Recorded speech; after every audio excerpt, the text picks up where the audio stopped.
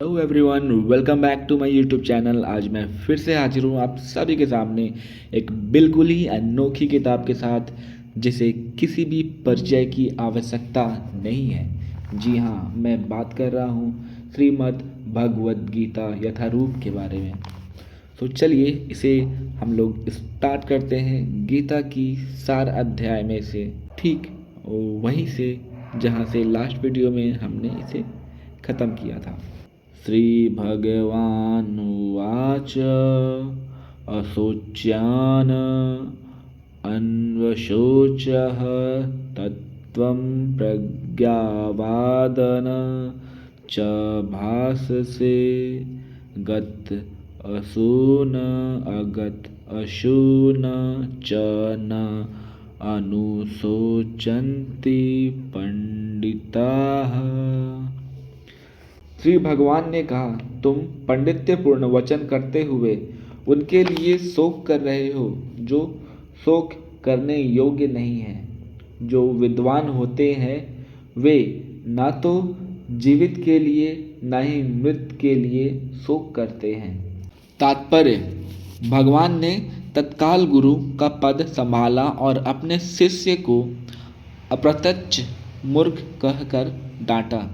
उन्होंने कहा, तुम विद्वान की तरह बातें करते हो, किंतु तुम यह नहीं जानते कि जो विद्वान होते हैं, अर्थात जो यह जानता है कि शरीर और आत्मा क्या है, वह किसी भी अवस्था में शरीर के लिए, चाहे वह जीवित हो या मृत, शोक नहीं करता। अगले अध्यायों से यह स्पष्ट हो जाएगा कि ज्ञान का अर्थ पदार्थ तथा आत्मा एवं इन दोनों के नियामक को जानना है। अर्जुन का तर्क था कि राजनीति या समाज नीति की अपेक्षा धर्म को अधिक महत्व मिलना चाहिए, किंतु उसे यह ज्ञात न था कि पदार्थ, आत्मा तथा परमेश्वर का ज्ञान धार्मिक सूत्रों से भी अधिक महत्वपूर्ण है, और चूंकि उसमें इन ज्ञान का अभाव था, अतः उसे विद्वान नहीं बनना चाहिए था, और चूंकि वह आध्यात्मिक विद्वान नहीं था, इसीलिए वह शोक के स्वर्था अयोग्य वस्तु के लिए शोक कर रहा था। यह शरीर जन्मता है और आज या कल इसका विनाश निश्चित है, अतः शरीर उतना महत्वपूर्ण नहीं है जितना कि आत्मा है। जो इस तथ्य को जानता है वही असली विद्वान है, और उसके लिए शोक का कोई कारण नहीं हो सकता। न तु एव अहं जातु न आसं न तत्त्वं न इमे जन अधिपाः न च एव न भविष्यामः सर्वो वयम् अतः परम्। ऐसा कभी नहीं हुआ कि मैं ना रहा हूँ या तुम ना रहे हो, अथवा ये समस्त राज ना रहे हों, और न ऐसा है कि भविष्य में हम लोग नहीं रहेंगे। तात्पर्य: वेदों में कठोपनिषद में तथा श्वेताश्वतर उपनिषद में भी कहा गया है कि जो श्री भगवान असंख्य जीवों में कर्म तथा कर्मफल के अनुसार उसकी अपनी अपनी परिस्थितियों में पालक है, वही भगवान अंश रूप में हर जीव के हृदय में वास कर रहे हैं। केवल साधु पुरुष जो एक ही ईश्वर को भीतर बाहर देख सकता है, पूर्ण एवं शाश्वत शांति प्राप्त कर पाते हैं। नित्यो नित्यानां चेतन श्वेत नानाम एको बहुना यो विद धाति कामान तमात्मस्थं येनुपश्यन्ति धीरास्तेषां शान्ति शाश्वती नेतरेषाम्। जो वैदिक ज्ञान अर्जुन को प्रदान किया गया वही विश्व के उन समस्त पुरुषों को प्रदान किया जाता है जो विद्वान होने का दावा तो करते हैं किंतु जिनकी ज्ञान राशि न्यून है। भगवान यह स्पष्ट करते हैं कि वे स्वयं अर्जुन तथा युद्धभूमि में एकत्र सारे राजा शाश्वत प्राणी हैं और इन जीवों की बद्ध तथा मुक्त अवस्थाओं में भगवान ही एकमात्र उनके पालक हैं। भगवान परम पुरुष हैं तथा भगवान की चिर संगी अर्जुन एवं वहाँ पर एकत्र सारे राजागण शाश्वत पुरुष हैं। ऐसा नहीं है कि ये भूतकाल में प्राणियों के रूप में अलग अलग उपस्थिति नहीं थे और ऐसा भी नहीं है कि ये शाश्वत पुरुष बने नहीं रहेंगे। उनका अस्तित्व भूतकाल में था और भविष्य में भी निर्बाध रूप से बना रहेगा। अतः किसी के लिए शोक करने की कोई बात नहीं है। यह मायावादी सिद्धांत कि मुक्ति के बाद आत्मा माया के आवरण में पृथक होकर निराकार ब्रह्म में लीन हो जाएगा और अपना अस्तित्व खो देगा, यहाँ पर परम अधिकारी भगवान कृष्ण द्वारा पुष्ट नहीं हो पाता। न ही इस सिद्धांत का समर्थन हो पाता है कि बद्ध अवस्था में ही हम अस्तित्व का चिंतन करते हैं। यहाँ पर कृष्ण स्पष्टतः कहते हैं कि भगवान तथा अन्यों में अस्तित्व भविष्य में भी अक्षुण्ण रहेगा, जिसकी पुष्टि उपनिषदों द्वारा भी होती है।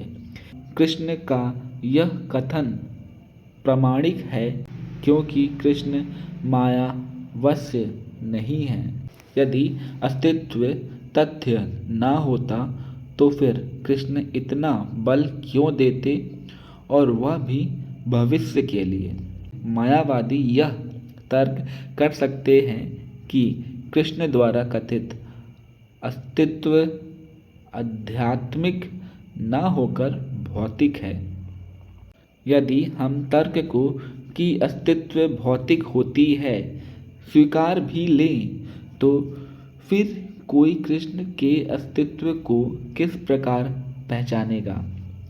कृष्ण भूतकाल में भी अपने अस्तित्व का पुष्टि करते हैं और भविष्य में भी अपने अस्तित्व की पुष्टि करते हैं।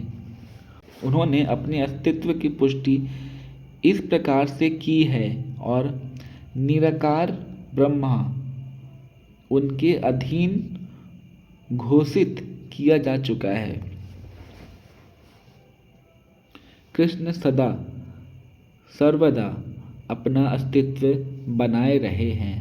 यदि उन्हें सामान्य चेतना वाले सामान्य व्यक्ति के रूप में माना जाता है तो प्रामाणिक शास्त्र के रूप में उनकी भगवत गीता की कोई महत्व नहीं होगी। एक सामान्य व्यक्ति मनुष्यों के 4 अवगुणों के कारण श्रवण करने योग्य शिक्षा देने में असमर्थ रहता है।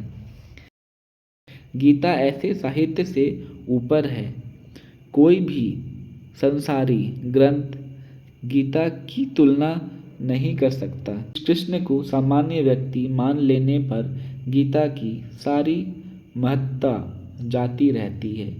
मायावादियों का तर्क है कि इस श्लोक में वर्णित द्वैत लौकिक है और शरीर के लिए प्रयुक्त हुआ है, किंतु इसके पहले वाले श्लोक में ऐसी देहात्म बुद्धि की निंदा की गई है। एक बार जीवों की देहात्म बुद्धि की निंदा करने के बाद यह कैसे संभव है कि कृष्ण पुनः शरीर पर उसी वक्तव्य को दोहराते। अतः यह अस्तित्व आध्यात्मिक आधार पर स्थापित है और इसकी पुष्टि रामानुजाचार्य तथा अन्य आचार्यों ने भी की है। गीता में कई स्थलों पर इसका उल्लेख है कि यह आध्यात्मिक अस्तित्व केवल भगवत भक्तों द्वारा ज्ञेय है। जो लोग भगवान कृष्ण का विरोध करते हैं उनकी इस महान साहित्य तक पहुँच नहीं हो पाती। अभक्तों द्वारा गीता के उपदेशों को समझने का प्रयास मधुमक्खी द्वारा मधुपात्र चाटने के सदृश है। पात्र को खोले बिना मधु को नहीं चखा जा सकता। इसी प्रकार भगवद गीता के रहस्यवाद को केवल भक्त ही समझ सकता है, अन्य कोई नहीं। जैसे कि इसके चतुर्थ अध्याय में कहा गया है, ना ही गीता का स्पर्श ऐसे लोग कर पाते हैं जो भगवान के अस्तित्व का ही विरोध करते हैं। अतः मायावादियों द्वारा गीता की व्याख्या मानो समग्र सत्य का सरासर भ्रामक निरूपण है।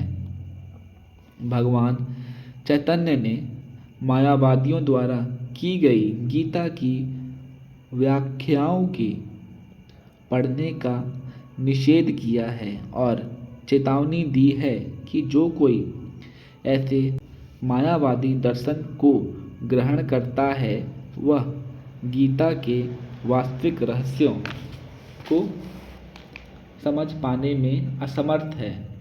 यदि अस्तित्व का अभिप्राय अनुभव गम्य ब्रह्मांड से है तो भगवान द्वारा उपदेश देने की कोई आवश्यकता नहीं थी।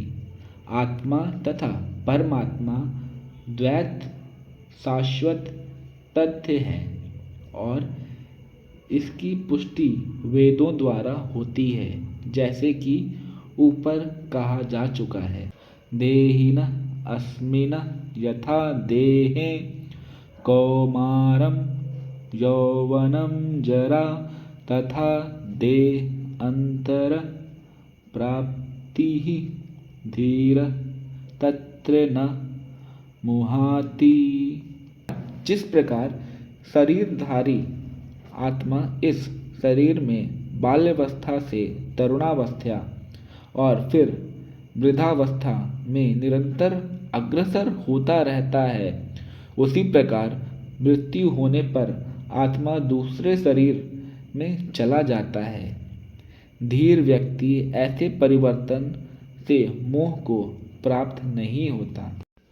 तात्पर्य: प्रत्येक जीव एक विशिष्ट आत्मा है। वह प्रति क्षण अपना शरीर बदलता रहता है, कभी बालक के रूप में, कभी युवा तथा कभी वृद्ध पुरुष के रूप में। तो भी आत्मा वही रहता है, उसमें कोई परिवर्तन नहीं होता। यह वशिष्ठ आत्मा मृत्यु होने पर अंततो गत्वा एक शरीर बदलकर दूसरे शरीर में देहांतरण कर जाता है और चूंकि अगले जन्म में इसको शरीर मिलना अवश्य भावी है, चाहे शरीर आध्यात्मिक हो या भौतिक। अतः अर्जुन के लिए ना तो भीष्म ना ही द्रोण के लिए शोक करने का कोई कारण था।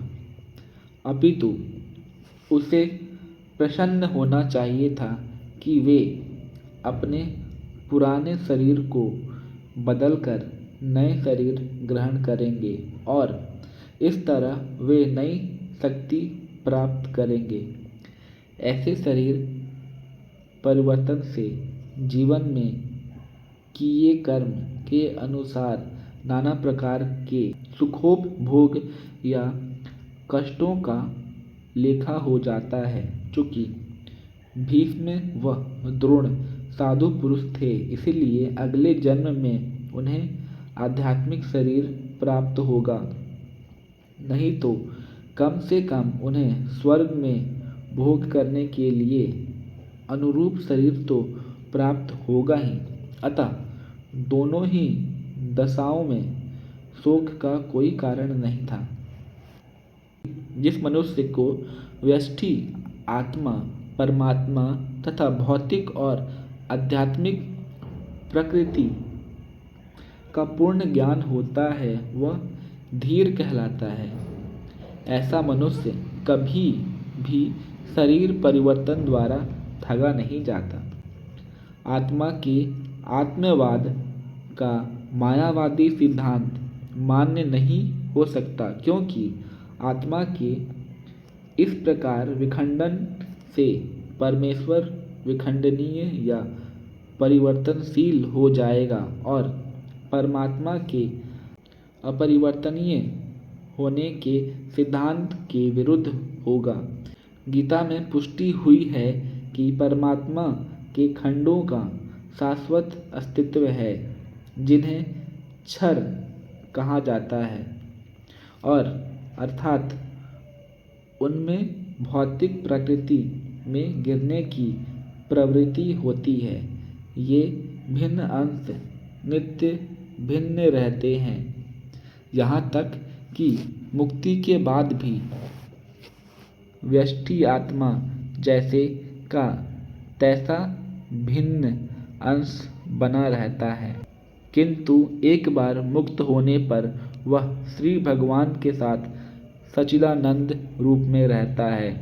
परमात्मा पर प्रतिबिंबवाद का सिद्धांत व्यवहृत किया जा सकता है, जो प्रत्येक शरीर में विद्यमान रहता है।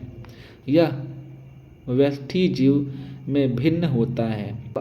जब आकाश में प्रतिबिंब जल में पड़ता है तो प्रतिबिंब में सूर्य, चंद्र तथा तारे सभी कुछ रहते हैं। तारों की तुलना जीवों से तथा सूर्य या चंद्र की परमेश्वर से की जा सकती है।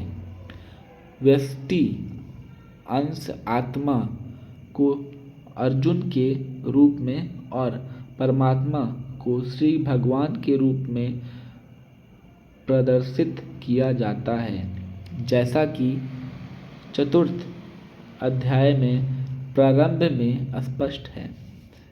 वे एक ही स्तर पर नहीं होते। यदि अर्जुन कृष्ण के समान स्तर पर हो और कृष्ण अर्जुन से श्रेष्ठतर न हो तो उनमें उपदेशक तथा उपदिष्ट का संबंध अर्थहीन होगा।